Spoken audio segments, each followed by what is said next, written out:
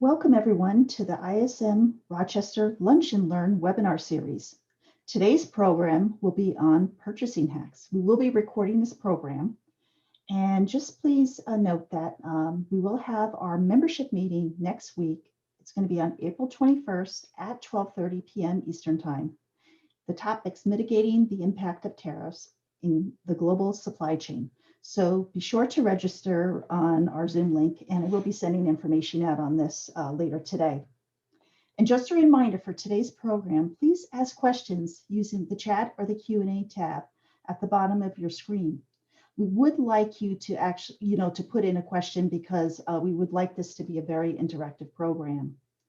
And now on to our speaker. Today's speaker is Ryan Hatcher. Ryan is the Director of Cost and Capital and has been a prior speaker, so I'd like to welcome his return today. Some background on Ryan. He has worked in the management consulting industry for over 15 years and has had the opportunity to lead projects in the automotive, transportation, logistics, industrial, restaurant, hospitality, telecommunications, disaster recovery, and chemical industries. His project work has included sourcing strategy and negotiations, organizational design, process improvement, due diligence, cash management, and operational reviews. So Ryan has quite an extensive background. Besides working in the US, he has also had projects in Canada, Mexico, Panama, Costa Rica, Dominican Republic, Sweden, India, and Nigeria. So at this point, I'd like to turn the program over to Ryan, and thank you, Ryan.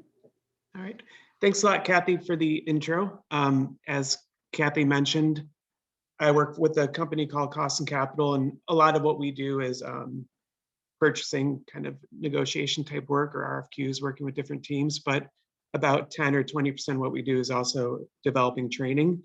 And really what we've done is develop this training off of our project experience. So kind of taking what we've learned with different clients and tried to package it up to teach others.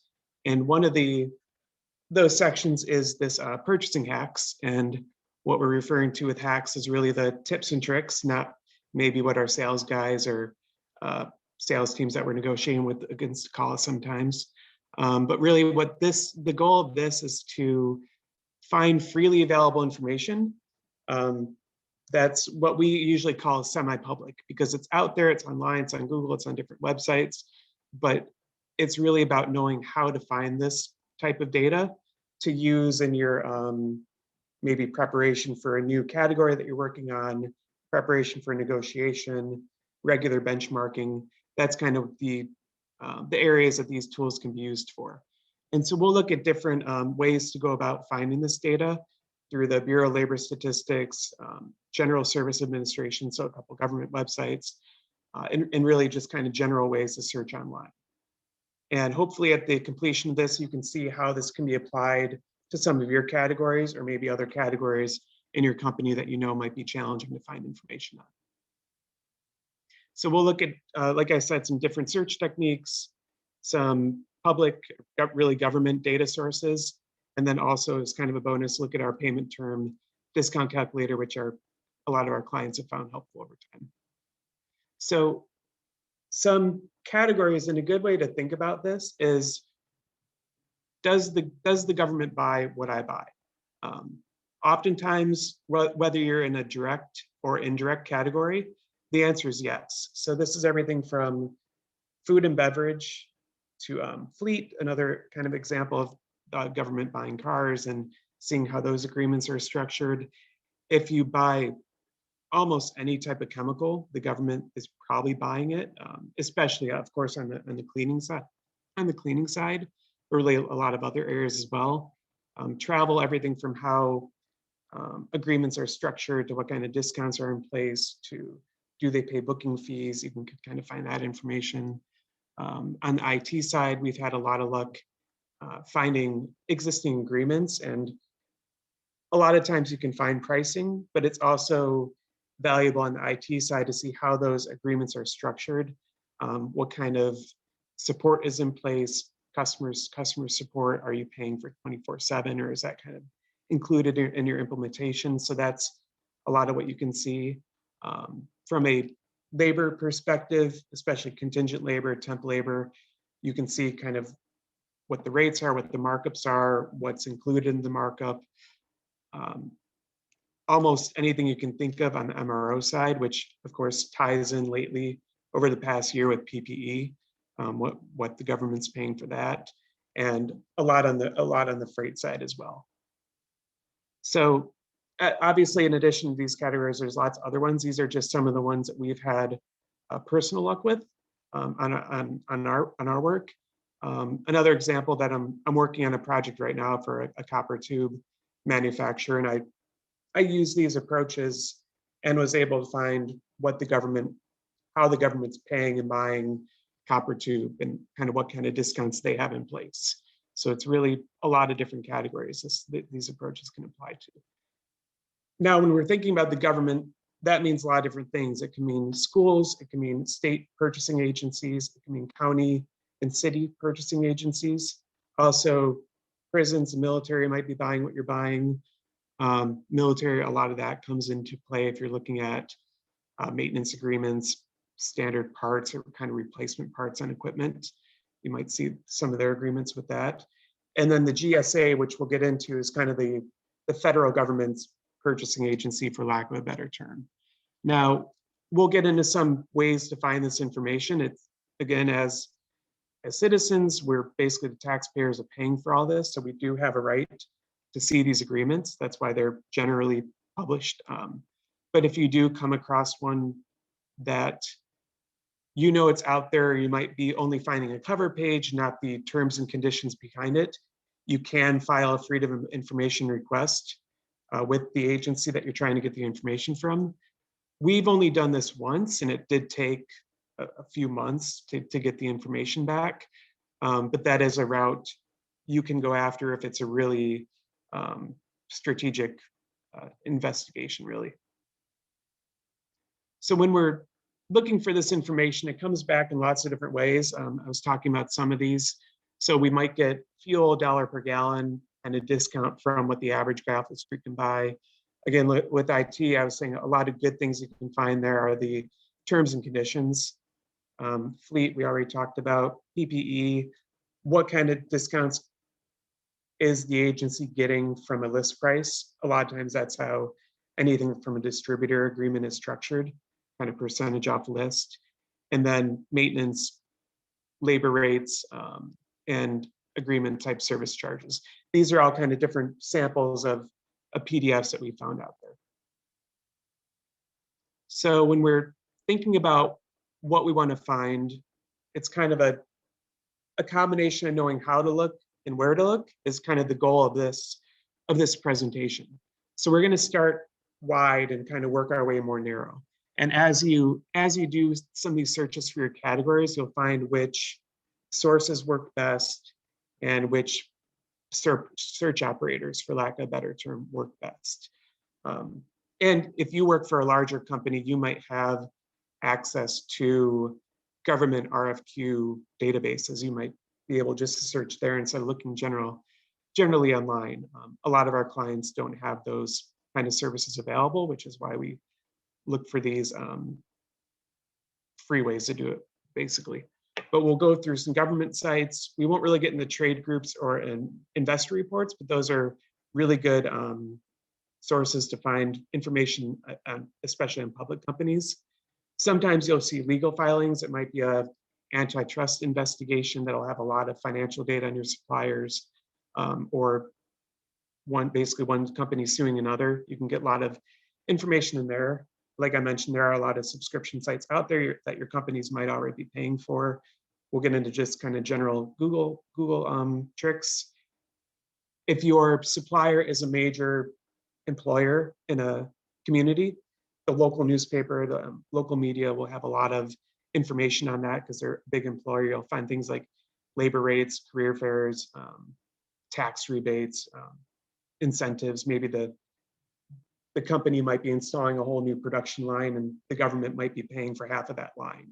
So that, of course, should be worked into your pricing. And then sometimes people are a little too eager to share all their success on LinkedIn and social media. So you might see one of your suppliers' buyers bragging about how much they saved over time. And then you can kind of think, well, has any of that savings ever been passed on to me? Also, something to keep in mind on our side as buyers, as people in procurement, how much we share, because it might be used against our company one day. So really the goal of kind of figuring out how to search is to narrow down our results. This is just an example. If we just Google diesel prices, you'll get 2.5 billion results. If you kind of use some terminology that you might know is on an agreement, you can narrow that down. As you start using the search operators, you'll really narrow it down a lot more. And then you'll actually have something that you can work with and start to investigate. So, and Kathy, I think, is going to share this presentation with everybody, so we don't need to worry too much about doing screenshots and everything. But this, if you did do a screenshot, I think would be the page that I would take. But it will be in the PDF that gets sent out. These are really, and a lot of you probably use these already, but if not, this is how you can really narrow down your search. And these are some of the most powerful operators. I think there's over 60 different types of search operators, but really with these, you'll be able to find what you need generally if it's out there. So the one that I like the most is this file type. So that allows you to just get results that are type Word documents, Excel files, PowerPoint, PDF, JPEGs. And that's really where a lot of the meat of what we're looking for is. It's going to be in documents like that. It's generally not just going to be sitting on a website. So in this case, in the example, we're searching for temp labor, markup, file type, PDF. Now it's important to not have the space or any spaces between file type, colon, and PDF. You want to keep that all kind of one word. If you don't, it won't work properly. But in the results, when you search that way, you're just going to get PDFs that have the words temp labor and markup in them. Again, and that temp labor is kind of using the next operator, which is a phrase. If you put things around quotes, you're only going to get documents that have those two words next to each other. So again, that's very useful to use in combination with the file type. Now, if you have a supplier that might share a name with a famous person, or you are looking for contingent labor in this example, but you don't want to see results from manpower because that's not a supplier interested in, you can use basically the minus sign. And again, without using any spaces, minus sign and whatever word comes next, it's going to exclude any results that have that word in it. So it can help you basically clean up your results. In text, a little bit redundant with the phrase, but this just helps you make sure you have results that have that text in it. And usually you'd want to marry this with a file type PDF. Site will search on a specific website. We'll get into using gsa.gov, but a kind of a quick way, if Ecolab was your supplier, you can just type Ecolab site gsa.gov, and the results will only be related to pages within the website gsa.gov that have Ecolab in it. And I know I'm going through these kind of quick, but when you start to play with them, if you haven't already, they're pretty intuitive. Again, just the thing to watch out for. If you learn one thing, it's to not use spaces on these operators. In URL, if you remember maybe going to a website at some time and you know it was in there, but you can't remember what the web page was, you can kind of search this in URL. In this example, it's going to find results that have this word in the actual URL. So in our example here, in URL, discount, and then we're searching American Airlines. So if the website was aa.com/discount, this would yield a result. Wildcard, this works the same way as it does in SAP when you're searching.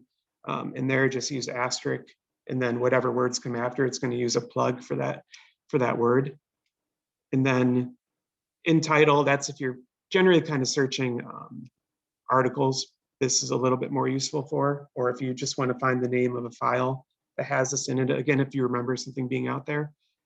And then and will if you use the and operator, it's going to only return results that have both terms that you're comparing. And if you use or, it's going to be either or of them, but not necessarily both. Another thing to keep in mind when we're looking for these, we generally don't want to find an RFQ or pricing information from 15 years ago. We want to kind of narrow our search down. So one thing you can do is when you're searching in Google, there's just a little tool icon. You can click that and then the time will appear and you can just narrow that down to past year, month, custom range. Generally, we kind of look in terms of looking 3 years back, assuming nothing too crazy impacting prices occurred over that time, which obviously isn't the case for present day. But that's just how you can search down and limit your date range of your results. And you'll then only get results in that time period. Another thing you can do in kind of the general search window is in settings, you can go to advanced search. And that instead of kind of keying in operators with the quotes or the PDF file type, whatever, in the search bar itself, you can kind of fill in these boxes here and it'll give you the same results, just another way of searching for them. So I think I covered some of these things, but really when we're looking again, think of things that generally the government's buying. Watch out for time periods, try to limit those down.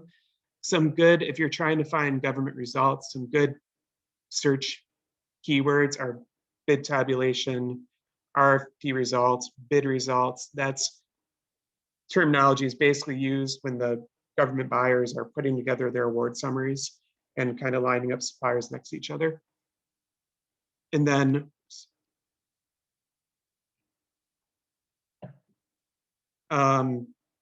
punctuation, again, that doesn't really matter, but just be careful that you aren't using those spaces.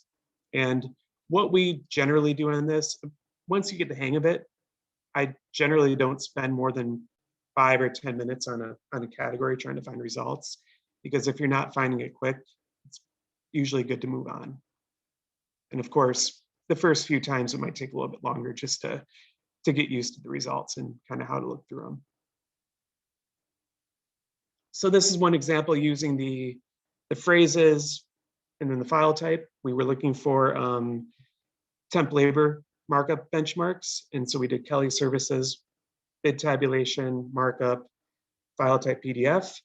Found about 9 results. One, the first was Huntsville, Alabama City School District. And this is their kind of bid result comparison. So they're basically paying a 30% markup for not that many roles. And in this case, our client was paying, I think, a 42 or 45% markup from Kelly Services in Alabama. So we were able to use that in our calibrations for what kind of opportunity was out there.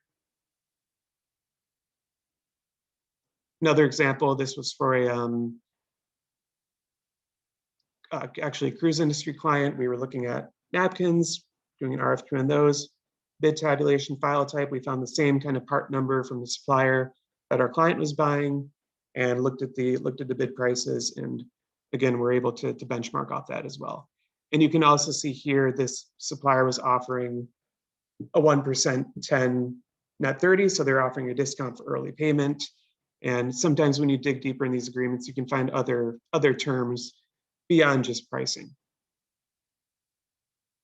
So what we generally do, and when we're kind of in person teaching this class, is we'll kind of do a race and see who can find something in the category that they're buying. But we'll skip that for now since we're remote. But just try to think of what categories this might apply to you or people on your team. Now, another, we'll get into some of the government sites. The first one we'll look at is the Bureau of Labor Statistics. This website has tons of information. It would probably take hours to go through and show everything that's on this site. We're going to use just one little corner of it right now for wages. But this is great for price indices, great for productivity indices. All sorts of information is stored here. And it's updated generally, I think, monthly or quarterly. So you'll be able to find up-to-date relevant information for your area, because it's really the government's surveying every industry in every area, every corner of the country to pull together this data. And you can access it as long as the government's not shut down. That's where we might have some issues with this site. But in this example, we're going to look into wages. And in this case, you have a supplier, they're based out in Minnesota. He says, I can't do anything else for you. We're in a very expensive area out here in Minneapolis, very different than upstate New York. So I actually lose money. I pay my guys $45 an hour. So short of calling up his drivers, or if he's not giving a cost breakdown, this is one way to look and see how does that compare to the local market. So we're just going to go to bls.gov. That's a Bureau of Labor Statistics website. And we're going to look for wages in Minneapolis for truck drivers. That's the goal of this exercise. So we just kind of click on subjects, and then you'll see this wages by area and occupation. So we want to follow that. This screen just shows you, though, all the other areas, subject areas of the BLS website. It's very, very extensive. So we're then going to kind of scroll down and click on wages by occupation area again. And then we want to start at the smallest area and hope that our category is there. And if not, we'll show how to kind of go back up. So they basically split the data out into 395 metropolitan areas. Rochester, New York is one of them. Basically, any area, I think, with more than 100,000 people or so is designated as a BLS area. So in this case, we're looking in Minnesota. We scroll down to Minneapolis, want to click there. And then you'll get kind of a long list of all the occupations that exist in the Minneapolis-St. Paul area. So you can search this page by driver, scroll down to where you get those results. We can see this job code 533032 is for heavy truck tractor trailer drivers, and that's the category that we're looking at. You can click on that category. Just make sure you can read the job description to make sure that matches what we're looking for. In this case, it does. So we can go back and see that the headers aren't here because I'm scrolled down, but kind of at the top, they have the header of what each column is. This column fourth to the right is the median wage, hourly wage. And this, just keep in mind, is what people are getting paid. So it doesn't include all the social costs, profit, overhead, all that for the actual company. But the average truck driver makes $24.50 an hour in the Minneapolis-St. Paul area. So we think if our supplier is saying he pays his drivers $45 an hour, is that because we're asking something special? Is there a reason we're almost double the local market? Or is he actually not paying them that much? Again, just some things to be careful on the BLS website with wages. Make sure to check the job description, kind of that one paragraph or a few sentences that they have to make sure that matches what you're looking for. Sometimes the job titles can be a little deceiving. The wages, again, you have a mean and median column. Generally, we go with the median since you might have a few really high paid positions that can throw things off on the averages. Overtime won't be included here. Social costs, like I said, are not included here. So you really are just getting the wages. You can talk to your HR, accounting department, treasury department to see what they normally use as a multiplier. A lot of times in the US, we use 1.35 kind of to get a loaded cost for the company if you're doing a cost buildup. But it's important to remember, even that won't have overhead, profit, all that good stuff in there. So when you're doing benchmarking, just make sure you're kind of comparing apples to apples. Now, if we went in, kind of dug into Minneapolis and we couldn't find truck drivers, we can look kind of a level up. So again, you go and we'll look at the state level. It's really the same approach. You just go wages by area and occupation, by state instead of by metro area. And then you can click on Minnesota and really just follow the same 2 steps as above. It's going to be, the data tables are structured the same, but this is more of an issue when you might be looking at a really small metro area, or it's just a really niche job that just might not have a lot in every area of the country. So you'll only be able to find data at the state level. And I think you're able to go one level up and just see kind of a national average, but that's really a last resort, since wages do vary a good amount from place to place.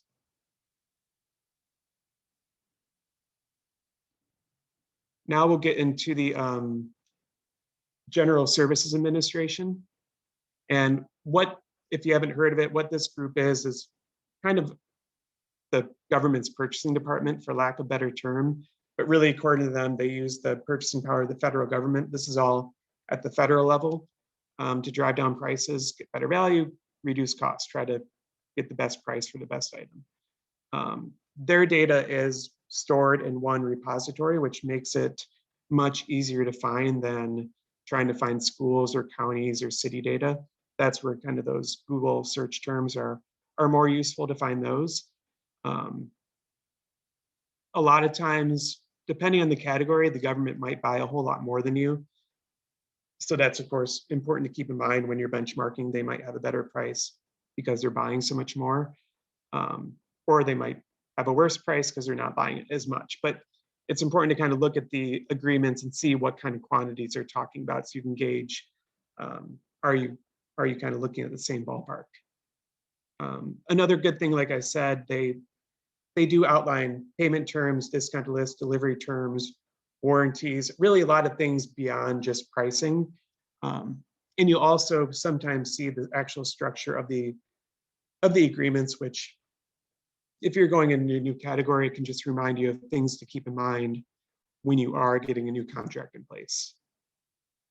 Like I said earlier about quantities, it also comes into case when making sure we normalize our benchmarking, like always. If you're doing anything that has to do with PPE, you're going to have a lot of different pack sizes, which might be 24 boxes with 1,000 masks each, or it might be 50 boxes with 5,000 masks each. It's just important to get to that kind of per mask level if you're looking at face masks, for example. And again, it's really the same categories we've been talking about. If the government's buying it, their odds are they're going to have a GSA contract. So again, this is another one of those just 3-letter .gov websites, gsa.gov. And it's another site with tons of information, but we're really kind of digging into this contract area of the website. And so what we want to do is go to gsa.gov, scroll down to the bottom of the page. Underneath tools, you'll see this little thing called e-library, and that's where we want to get into. So we click on that and you'll see this homepage. Now, I was telling Kathy before the call, from time to time, the government likes to reformat these pages, but generally they keep the categories the same. But if you go to it and it looks a little bit different than this, don't panic. You can still, the data is still there. It just might have a different face. But for today, this is what the website looks like. They have these categories. So facilities, human capital, IT, office management, and down the line. You can also use a search box if you're looking for a particular company's agreements or particular categories. So in this case, we're going to try to find agreements for 3M. And we are trying to do a benchmark on MRO items that 3M is selling to us. So in this case, I searched MRO in that search box to get to the next page. You could also type in 3M and it would probably lead you to similar results. And you'll then get kind of different categories of how the government categorizes MRO. And in our case, we're looking at a distributor and a catalog. So that's why we're kind of digging into this 33251 OC bucket with the government. And you can just click on that. And this will bring you to all the government's MRO distributor agreements. And you can see the name of the company, the dates, I think, of the agreement, or actually just the contract number. And then if you see a little icon over by this red arrow, that means that the document is saved and you can see the terms and conditions in the price list. You'll see kind of there's one missing near the bottom of the page. That's relatively rare, that they haven't been uploaded. Now in this case, you can just click that little price list icon, and that brings you to the 3M government agreement. This one is good for 15 years, so February 2011 through February 2026. And it basically gives you all the different part numbers, their delivery terms, their pricing, I think their discount to list, and payment terms, kind of all that good stuff. You can see it's an 18-page long agreement. And in a lot of cases, these agreements will also specify an annual spend that needs to be met for these prices to be honored. So that helps you kind of, again, gauge, am I in the right ballpark when I'm comparing volumes and really comparing apples to apples. But this, unlike kind of the more Wild West of the search operators and the Google searches, this is a much more structured way to find agreements if you know that your supplier is supplying the government, if you kind of know what you're looking for. But it's a great, again, a great website to spend maybe an hour on and test out and see kind of for your categories what's in here. And another thing on the GSA website is per diem rates. This is, of course, more applicable to travel, or if you're working with consultants or really anybody who's doing a lot of travel for work, you might be putting them on those rates, or they might be proposing rates to you that they want you to pay them. So this also just exists on gsa.gov. Underneath the travel section, there's a per diem lookup area. And here you can just search by city, state, by zip code. It's really user-friendly site to use. In this case, we're looking at Miami, Florida. Hoping that we can start traveling and going down there again sometime soon. So they just kind of lay it out by month at the top for lodging, and at the bottom has meals and incidentals. And I think there's a little difference for the first day of travel versus days that you're staying there full time. But you can kind of add those together and engage how does this compare to what your supplier is charging you or what they're proposing for per diems. And now another good thing I didn't talk about too much when it comes to the GSA website, we used, if anybody's using consultants, using large consulting companies, they all do work for the government. Basically any kind of service provider you can think of will have their agreements kind of in this GSA repository. So then you can see what are they charging per hour for analysts, for consultants, for partners, for all that good stuff that you get in there. And that's kind of in that professional services bucket. But so it's not, it really is more than kind of just parts and piece prices. There is a whole lot of really good stuff in here when it comes to service agreements, like I said, terms and conditions.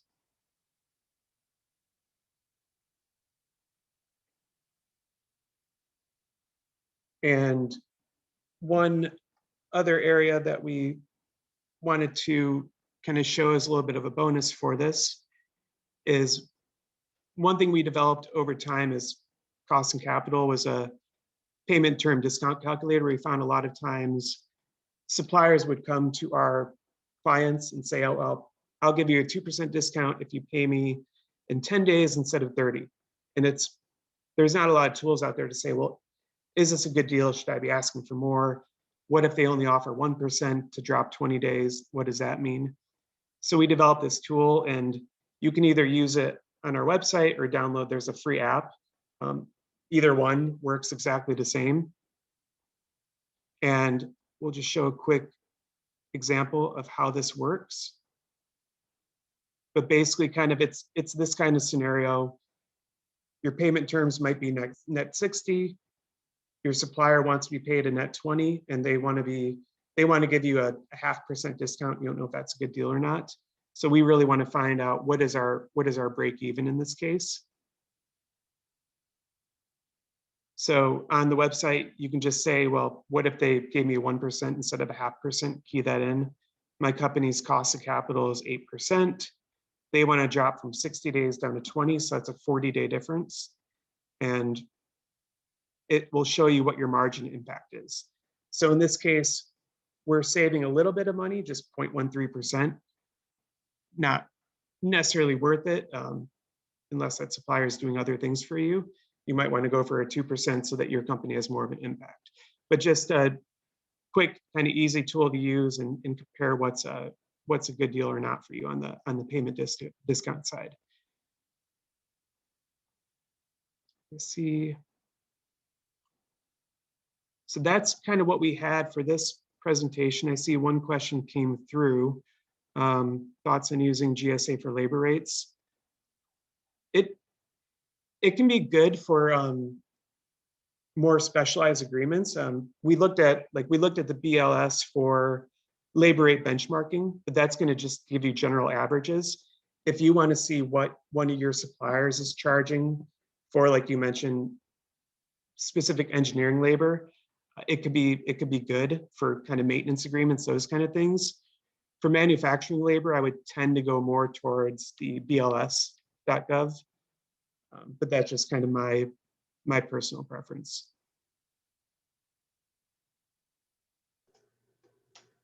Thank you, Ryan. That was great.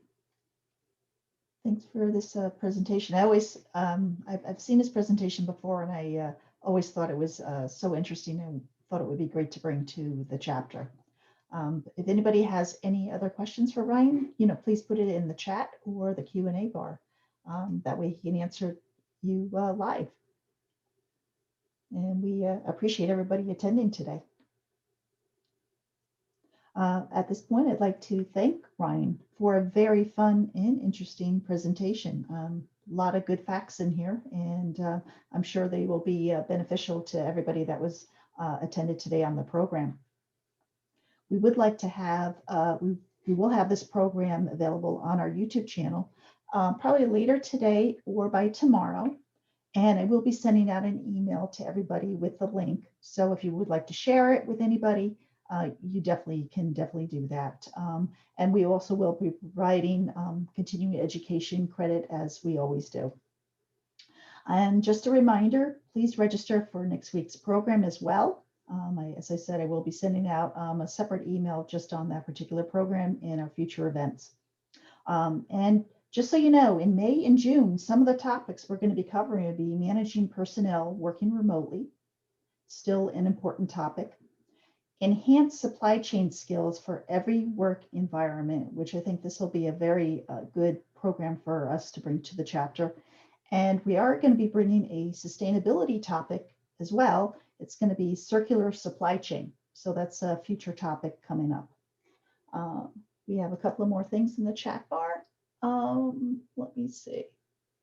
Just a thank you, Ryan. Definitely beneficial information. So thank you, Ryan. Do you have any last closing thoughts before we end today's program? Yeah, if you're trying to search for a category and it's not really working and you're trying to figure out how to do this better, or if you need any advice, feel free to reach out to me. I have my email and my phone number on the screen, and we're happy to help out and give it a shot with you if you're having issues with using any of these tools. Oh, thank you so much. And believe me, Ryan will answer questions immediately. He's very great and very thorough, definitely. And I appreciate Costing Capital for coming today and for making this presentation. At this time, I will actually close out the program. We're a few minutes early, but all is good. As I said, we did record this program, so the recording will be available. So if you would like to share with your colleagues, we definitely ask you to do that. And at this time, I'd like to wish everybody a great afternoon and to thank you for joining us today. Have a great day, everybody. Thank you.